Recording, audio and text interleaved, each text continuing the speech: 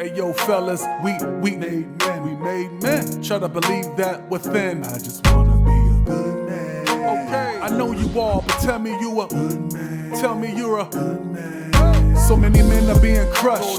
Societal demands to be tough. Yes, you are enough. Okay. I just wanna be a good man. I can't relate to you, brother, cause you're a good man. Yes, you are a good man. Listen, I'm right beside you, I'm right behind you. I know that life could be hard. That right? You're not a coward, you got the power for talking about your scars. No, you're not soft. Let me inspire you, empower you, because society may wanna see you fall. You got another brother to call. So many men are being crushed. Societal demands to be tough. Yes, you are enough. Don't bluff. Okay. I can't relate to you, brother, cause you're a good man. Yes, you are a good man. Hey, I'm here, my brother. You know I love you. Yes, you are enough. I just wanna be a good man. I can't relate to you, brother, cause you're a good man. Yes, you are a good man. All right. This is the Made Man's podcast. You're rocking out with your man DB, where we're talking to motivated, accessible, disciplined, and expressive men, and we are dismantling society's false sense of masculinity. We are here with the M.M.P project to change the male narrative. So many men are being crushed under the societal demands to be tough, denying the kind of vulnerability, sensitivity, or any kind of hurt and pain, and it's time to change that narrative. I have with me today a brother from another mother, my man, my partner, Juan Jones, who is the director of operations for the Chamelot Education in the south side of Chicago. My brother Juan, I'm grateful and happy to have you on here, brother. How are you? I'm good, brother, man. How you? Man, I'm good, brother. Tell us a little bit about yourself, man. All right, well, as you said, Juan Jones, me and Derek go back to college back at 01, 02. Yeah. And been brothers ever since, man. It was one of those instant things where it just clicked. When you see something, as they say, when you know what you're looking at, I kind of knew just from the gate, just from how he was moving conversations, and it was just one of those things whereas it literally took my focus off of being away from family to joining a new family right away. Absolutely. And then just from there, just through the years, man, we just always stayed in contact. We can go from anywhere from a year to 2 years. We don't holler at each other, but when we talk, it's nothing missed. The conversation is just one of those things that just continue on. And just throughout life, no matter where I've been, I'm currently in Chicago, working in education on, as he said, on the south side of Chicago. Been here for 6 years. And it's just one of those things where even when we talk, call, it's nothing missed. No space nor time ever affects what we got going on, or whether he's moving throughout the country in different places, whether it be just from whatever he has going on, where it's just nothing misses. We don't miss a beat. And just even from now, and just through the conversation, I've been, watching the podcast, catching up on it. So when a phone call came in, it just felt like it was naturally the thing to do for us. So, but for me, man, director of operations, been out here in Chicago, and it's a blessing. It's taught me something to whereas you never really judge a book by its cover. You hear so many things about Chicago. For me, I actually accepted the job before I actually even came to Chicago. One of my another good friend of mine, we started off in Pennsylvania, and me and him just do having conversations that, hey man, if either me or him ever got an opportunity at anything in regards to work, we would put each other on.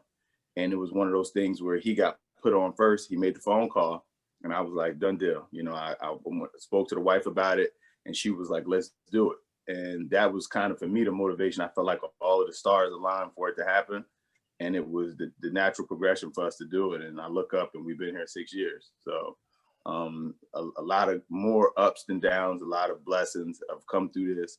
The young people of Chicago have taught me a lot. The news portrays what it portrays in regards to it, but it's so much more winning than losing going on. Although the wins are significant, there's a lot more wins that's taking place.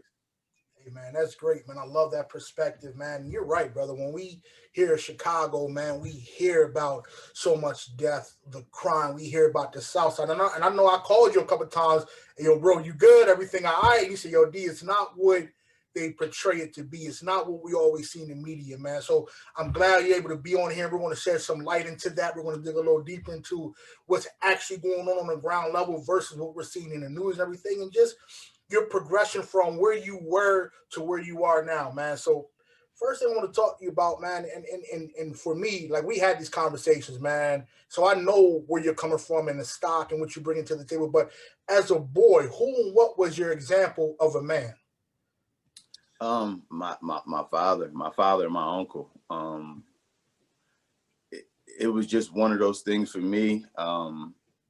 They checked every box. Like I was never the guy where I could ever say, oh, well, my dad didn't show me this or somebody didn't show me this. I was getting lessons even when I didn't understand, nor did I want them. There's still things to this day that I look up and I'm going through something or something's happening and I'm prepared for it and I really don't know why. And then when I kind of start back to think and look back, I'd be like, that's what he meant. Or at times where with me having two young sons, where they're doing things and they're at that point in that stage, and I'm giving them little jewels and little things and trying to get at them. And I'm like, where did that even come from? And I start to think, I'd be like, my dad or my uncle, or it was this when it comes to certain stuff. So they just checked every box for me, man.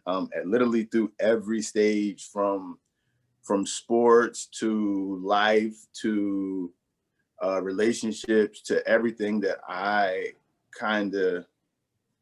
for everything that I am, they just checked every box for me. They helped me through examples, whether good or bad. You know, my dad always said, you know, take everything that I have to give to you. And if you're able to use it. And the things you're not, you know, you just toss it to the side, you know? Wow. And it was just always that, you know, but his whole mindset was, I'm gonna give you everything I got. Everything ain't gonna work. It's your job to decide what you can apply and what you can't, sort of thing. So that's just kind of where my mindset has been. And I felt like the minute that I understood where he was coming from with that, I feel like was the moment that I understood my father better, and our relationship has been amazing. Wow, that's great. That's powerful right there, man. I started laughing as you were talking because I remember your pops, and I remember at the game Pop me on with the bucket smooth, and Yeah. I remember. So I started He laughing said his with the thing. bucket low, and yeah, man. But that's great, man. So when you were coming up, when you were a boy, you know, what did being a man mean to you? When you hear that word man and manhood, what did that represent for you? It's funny that you say that, because my dad's famous line is handle your business. Son, Yeah, handle your business. yeah, And I used to always like, you know, what does that necessarily mean? But it's just being able to be there for yourself. And what I mean by that is my dad would always say, when it came down to finances, when it came down to anything, he would always say, I got to handle my business because I can't pick up the phone and call nobody to take care of nothing for me. I got to be that for me. And it was, for me, it was not having to pick up the phone and call dad was my thing, almost like that independence of, I felt confident enough to be able to know that I could take care of whatever it is that I had to do. And that was just the thing.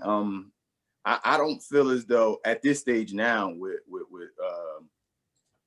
me, in regards to being where I'm at age wise and being married and those certain things, I don't feel as though that being a man is not needing anybody anymore. It's knowing how to go to people and knowing to being able to build up that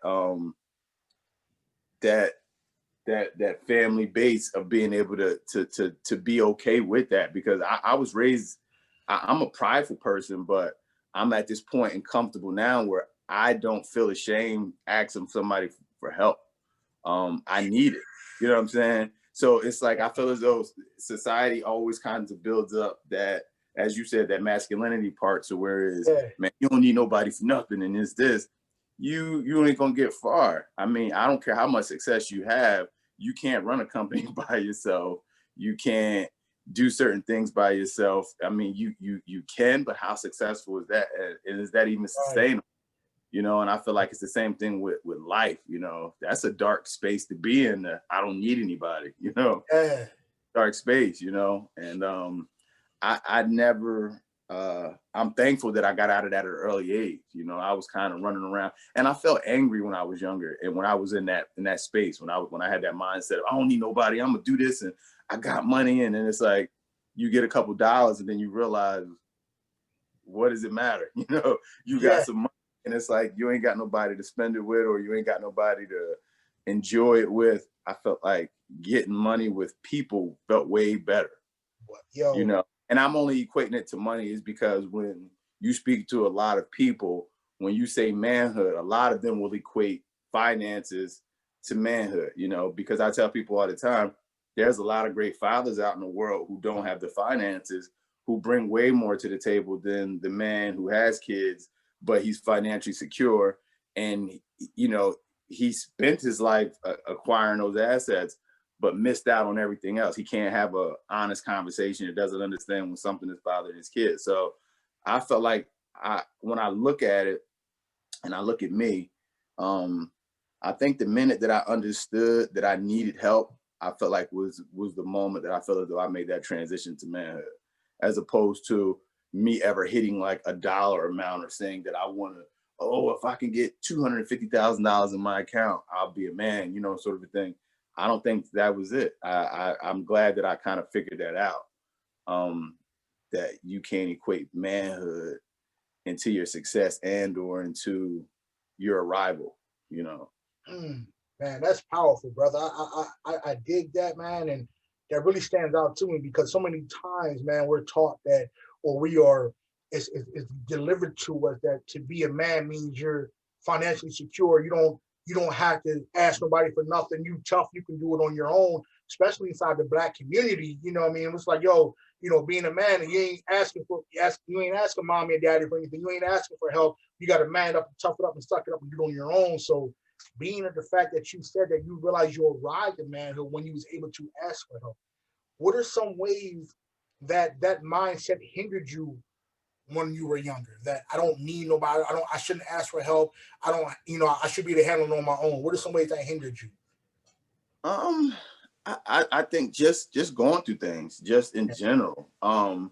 Just it could be something as simple as having some car issues, you know, something as simple. And I'll say that as here it is, I got a car, I'm riding around my car making noise, rather than me being able to pick up the phone or call somebody and say, you know, riding around and something ain't right, rather than me just going to the individuals that I know that had the answer. You know, I might have been mad at my dad about something, or he might have got at me, and I called myself. And my dad always say one of his famous sayings growing up was, "You cut off your nose to spite your face." Yeah. And I was like the infamous, that was like my thing. I get upset and I don't need nobody. I ain't, you know, and then you riding around and then it ends up being an issue where my car breaks down or my car stopped and I don't have the money to get the car fixed.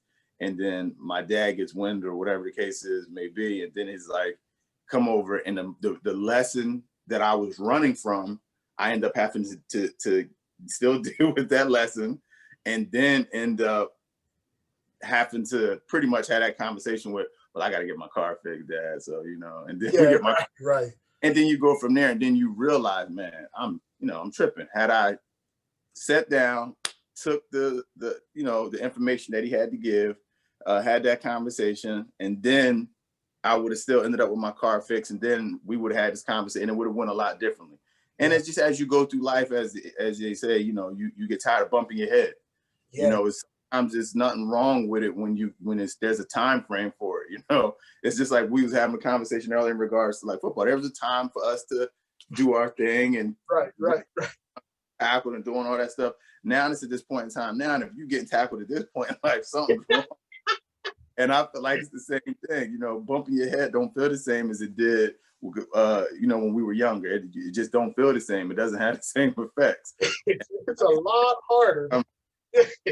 Even when I see friends now, when we have conversations with them and they still bumping their head from stuff that when we was, you know, 21, 22 years old and 19, 20, what have you, and those things. And it's just like, you see the effects of it. It lasts a lot longer. And it's just like, what are you doing? You know, so, you know, just to kind of put that into context, into perspective, it allows me to be a lot more patient with my kids, you know, with understanding that I have to allow them to make mistakes in order to learn from it. I can't just all of a sudden say, this is okay or this is wrong. I have to allow you to make those mistakes, because if I don't, you're not going to learn from it, and it has to affect you in some way, shape, form, or fashion. And that was the blessing. I feel as though the men in my family allowed me to make mistakes, knowing that they could fix it. Then it got to the point to where I no longer wanted to make those same mistakes, nor did I had to. Then I realized those mistakes weren't mistakes; they were choices. Yeah, that's the thing. Choices, man. That's huge.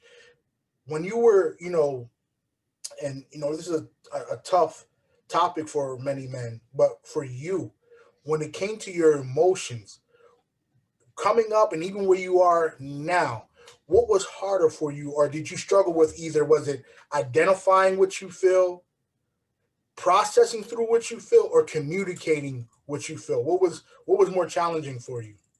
I think they were one and the same for me. Okay, got you. And I say that because I never, uh, I never cried in front of people. Hmm. Um, I never. It was tough for me to say to somebody that you wronged me, Hmm. or I felt wrong. I really couldn't do that. And my natural, and just being honest, the environment that I grew up in and the way that I was raised, it was easier for me to say, let's just fight and then figure it out. You know what I'm saying? It was just one of those things where I just rather say, look, let's just fight and then we can figure it out. So at least I could justify to myself why I felt the way that I felt, or what happened, or even if it got out that some individual wronged me, I'm like, well, we fought about it though, so it is what it is. You know what I'm saying? Because it was almost like I couldn't be seen kicking it with you, and we cool, knowing that this had happened and that was just it. Yeah. And to the point to where is, my wife has like changed my total, helped me rewire my whole mindset and approach to a lot of things. Because even still, as I was, getting older, and just with looking at stuff and viewing things, my mentality was still not necessarily on that same type line, but just in the natural progression of, I'm never going in this place again. I would just cut stuff off and be like, oh, that's what okay, cool. I'm never going there again, or I'm doing that, as opposed to, no, you need to say something, and then you make your decision based off of, because you never know what you want, you may get if you just ask for it, Hmm. and it just kind of got down to that point of like, all right. And then I tried it. Then I'm like, hey, I do feel better. And it would just end up being a lot less stress with stuff. And I feel like it was the same thing with friendships. I nearly lost friendships because I felt as though something happened. I get upset. I wouldn't necessarily say anything to the individual, and I would just be upset. And it would be easier for me to just remove myself from the situation. And then when you finally end up getting face to face with that individual, you really don't even remember what the hell you were mad about, or what you were mad about doesn't even hold any significance anymore. It's irrelevant. And the only thing that in the end that you end up dealing with is lost time that you can't get back. So That's I kind of look at them all in regards to one the same. I struggle with being able to communicate, to deal with the emotions, because I felt like if I had to deal with what was going on, it was just going to make me feel in a way that I just was not accustomed to. It wasn't something that I was accustomed to. It was easy for me to just throw it to the back burner and keep it moving. Yeah, so basically what I'm hearing is, man, you will go back. You were comfortable. It was comfortable to express anger, and that's more socially acceptable. Oh yeah, it It was was easy. comfortable for you as a boy to fight. That's socially acceptable for to say, yo, you hurt me. I don't Yeah, like what you said to me. in sports. But what I will say is, I feel as though, to kind of correlate from, I feel as though when we were coming up to now was, uh, we had outlets. Yeah. And football is the sort of is a game, and especially with the way that we played the game and the way that we approached the game, was I could literally go out there for 2 hours a day and take out that frustration, to be able to have an outlet of getting that anger and frustration out, because sports became that way for me. I was kind of able to take that and say, I'm mad about something, or something's bothering me. I can go out there and try to run somebody over, or try to score a touchdown or something. kind of fill the void of whatever I was going on, as opposed to the young people now, and especially being here in Chicago, they don't have an outlet of that, or some friends that they can go and kind of kick it and play video games with. They're just in a different space. So it's like, where does that gratification of being able to have an outlet come from, and different things? Like they don't have it. So naturally, the same things that we spoke about, that anger and aggression, that fighting. So if you look at a situation to where it's, if we got into a fight, our mentality wasn't necessarily to go and grab a gun or go and do this or do that, to where it's for them, the gun is almost like the sport in regards to them being able to do it. And I would hate to say it, but it naturally leads into the natural progression of you end up shooting somebody and you killing somebody, as opposed to it and not necessarily understanding why. You know, and me and my people always say, even here, we say in regards to Chicago, the biggest thing that I feel as though that these young people need, it ain't necessarily money, it ain't necessarily resources. They need to learn how to communicate. Like literally, I sit and just with dealing with the youth, and just in regards to just certain situations, and some of my students that graduated that are older now, they still call and we have conversations. And literally it's like, they don't know how to communicate through relationships, through with work, through you name it. They don't know how to communicate. So naturally they do what we did, but it's just the consequences for them are a lot more, or higher, you know what I'm saying? More deadlier, because of the environment that they deal with. So it's just kind of to kind of bring it full circle, and to that thing is, there's no outlets for them. There's no outlets, you know. And at least ours is a structured outlet. If you think about football, it's like, you out on the field, there's lines, there's rules, and you got to take out that frustration within those lines. So when you take someone who does not necessarily have an outlet, and they have the world as their lines, and you're dealing with neighborhood rules and neighborhood societies, and there's a certain way that things have to go, you know, that'd be dangerous. That's a dangerous mix. Bruh, you hit on something, brother. Like, you know, and I didn't correlate it. I didn't bring it together. Like, you painted a picture together when you were talking about us, when we were coming up, what our outlets, when we were frustrated, when we were mad, we were sad. We couldn't go off and communicate that. We couldn't tell somebody, yo, what you said upset me, what you said hurt me, what you said made me feel embarrassed. So what happened is, we had that stuff on the football field,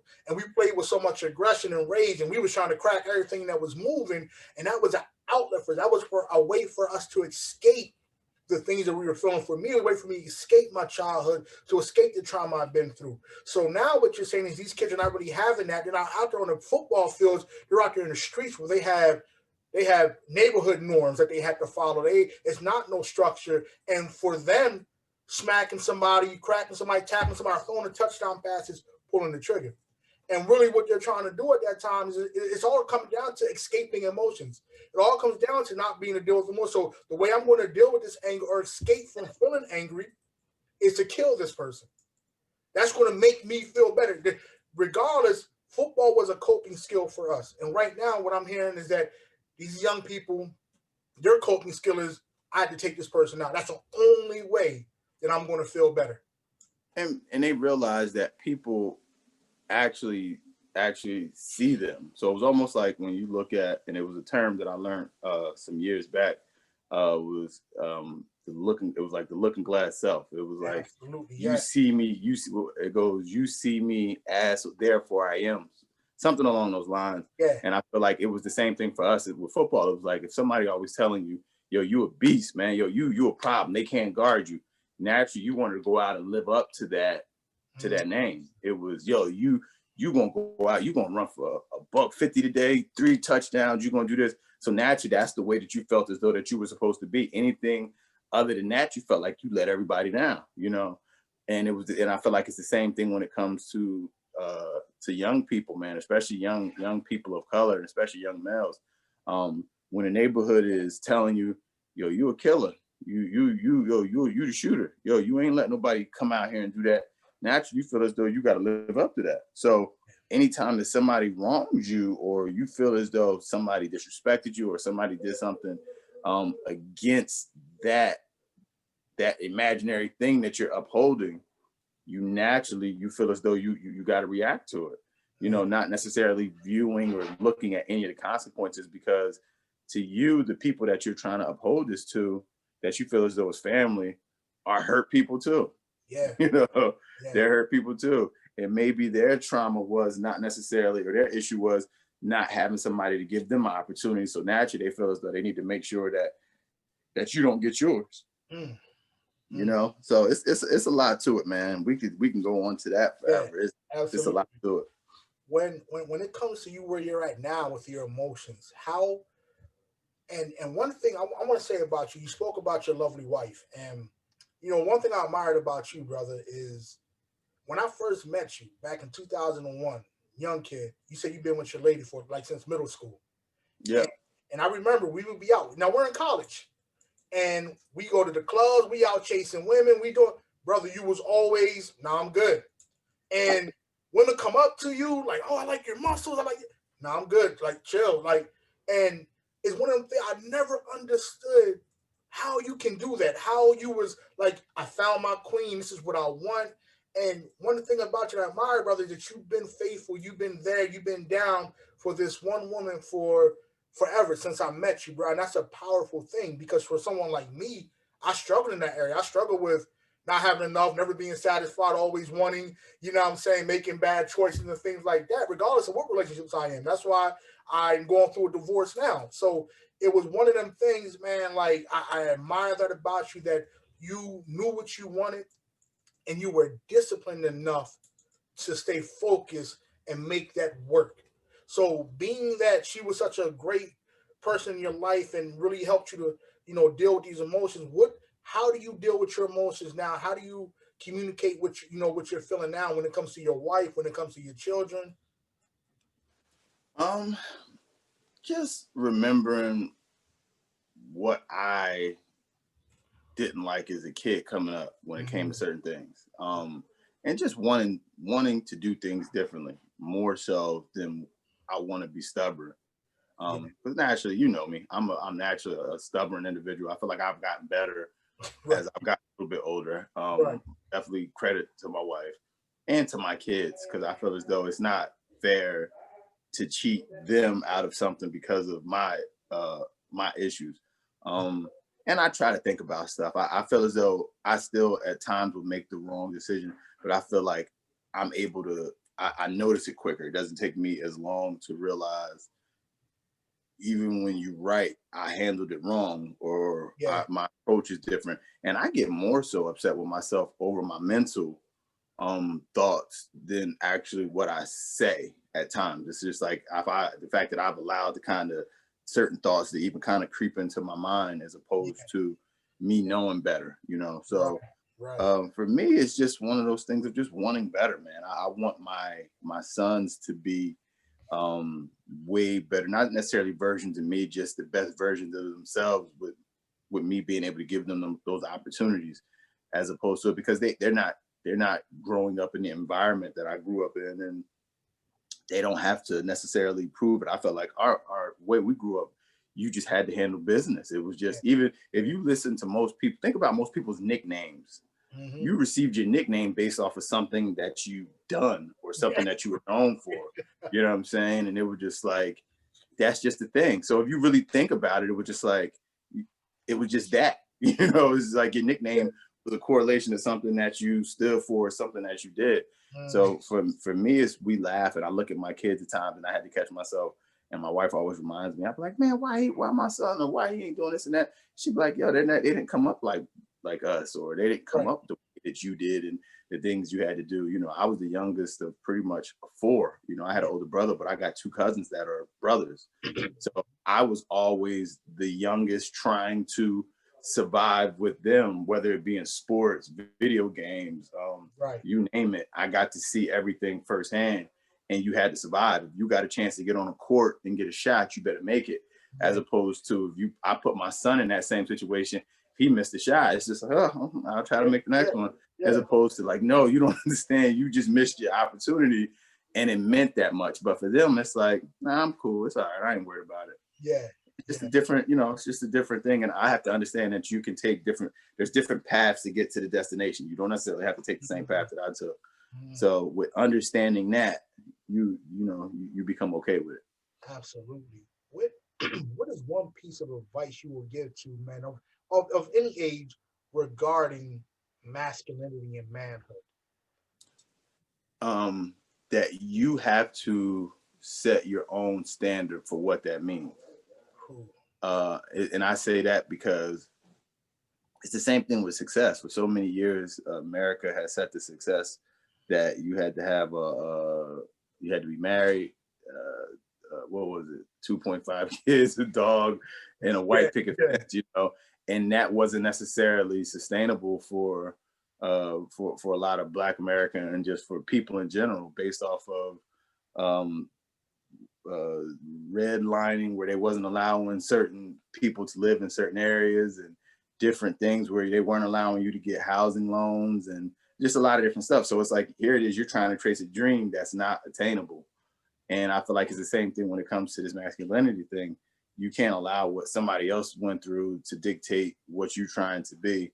Or most of the people that are set this standard at masculinity, they can't even uphold it. They just kind of putting on this front of what they're trying to do, and it ain't even necessarily realistic. So it's like, you out here chasing a ghost, you know, and you got to set the standard and the tone for you. Because if you're allowing others to set the tone for your masculinity, to me, that's the least masculine thing that you could ever do at this stage in life, is be out here trying to live up to another man's vision, if it's not your father, of what it is that you could do. And even at this stage, you got to be man enough to realize that I respect that, but that ain't where I'm going with this, or that ain't what I'm trying to do, you know. So I think you touched on a good point.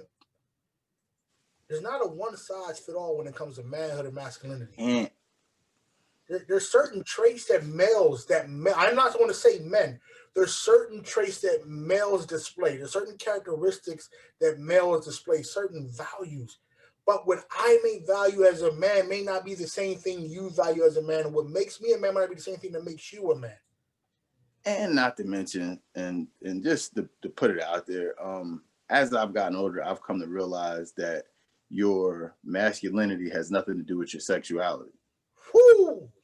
And it's like, we used to be in the mindset of like, man, you gotta have this amount of women, you gotta be doing this, you gotta be doing that, you gotta be doing this, you gotta be doing that. And as you get older, you realize that ain't got nothing to do with nothing. Like, that ain't it. That ain't it. You know, so it's like the correlation of when you come up, it's easy for you to attach the two. It was almost if it's one word, you know, and that's not it. You know, I feel like, I tell people all the time, man, it's honorable, and it's tough, it's honorable to work 2 jobs and to take care of your family, and to try to hold it down, and to come home every day, and to be in the mix with your family. I feel as though it's easier to, man, you know, just to kind of allow them to figure it out, you know, and not necessarily look at the ramifications of what comes along with that, of having and to even be, I know a lot of people that are home that are not present. You know, I think it's just being home and being present, and being in the mix of not necessarily living a life of, it's your job to do this to the woman, and it's your job to do this, and it's my job to just go out into the world and do this and do that. I feel like that doesn't exist too. They said that, you know, you allow society to paint this picture, and it's not that. There's days where my wife has to be the Swiss Army knife. There's days I got to be the Swiss Army knife. There's days we both got to be Swiss Army knives to make this thing work. And with even with me, and even, you know, when there's days where I'm going through it, or, you know, my mentals is mixed up through certain stuff, and then she kind of comes in and fills in the void, and I feel like, and vice versa. So it's no, like you said, there's no one-stop shop to it. I feel like it's an ever evolving thing, because your life can change, and then naturally you may have to kind of switch gears into what it is that you thought that the situation was, you know. So it's like, is bigger than just the ideal or the thoughts that other people put out there into the world, and for you to try to grab them to try to put these badges on and make yourself this, and it's not that. Yeah, yeah. That's a great point. I believe it starts inward and figuring out what it is to you, what is important to you, and what you value in this life. And that's what, to me, that's what's going to make you the man that you want to be, not what someone else should be or what else someone else thinks you should be. Real quick, man, and this is the last question I'm gonna ask you. And once again, knowing you, brother, I know this is something that's huge to you, but what type of legacy are you leaving in this world, bro? For me, the biggest thing is, and it's something, man, I got blessed. I tell people, when I came to Chicago, a gentleman that I used to work for, an older gentleman, and man, he put these two words that he would always talk about, was lineage and legacy. And he was saying the best thing that you can do in the world, he was saying, is have some kids. He was like, if you're married, stay married. He said, have some kids, stay married, and raise your kids to do the best they can in this world. And I kind of, at the time, I was just like, when I listened to it, oh, okay. At the time, I only had my oldest son, and then I ended up having my youngest son. And it seemed as the more so of what he was saying was kind of coming to fruition. So for me, it's just raising my kids to be happy individuals, and to be, and for them to live a meaningful life. I feel as though, for me, for the most part, the bond and the relationship that I have with people like you, it'll speak for itself. I feel as though if you have to, in a sense, speak for yourself, then you did something wrong. Right. You know what I'm saying? And I feel like, for me, is more important that the people that I love and care about know that I love and care about them. The relationships that I have that were built will stand the test of time. And I feel like, for me, that's pretty much it. I feel like, for the most part, I've always been a simple dude. Yeah. And I just kind of allow it to, allow things to speak for themselves, man. Because as they say, when our time is up here, you can't speak at your own funeral. So the ones that so for the people that you have and that you've been around, they'll do the justifications for you. Yes, they'll, for the ones that, and it's earned, and people sitting back there in the back or whatever the case, and when your time is up, they're gonna speak the truth, and people gonna know if what they're saying is accurate. So that's kind of where I'm at with it, man. It's, at this point in time, it's about my kids, man. It's about my two boys. So if I'm able to live through them, or if people look at them in X amount of years and say, man, them kids was raised right, I feel like I won. Right. Yeah, man, that's great, man. That's powerful. Listen, brother, from my heart to yours, man, I appreciate you, man. I appreciate your transparency. I appreciate your vulnerability. I appreciate you really opening up and helping me dismantle this false sense of masculinity, man, and speaking to, what it is that, what being a man is. And it's not what society thinks it is. It's not what, this narrative that's going up there right now, man. So I appreciate you shedding some light on it, man. I love you, brother. I always, likewise. You and your family and your beautiful children coming up, man. And you take care of yourself, brother. And I'll talk with you soon, man. All right, brother.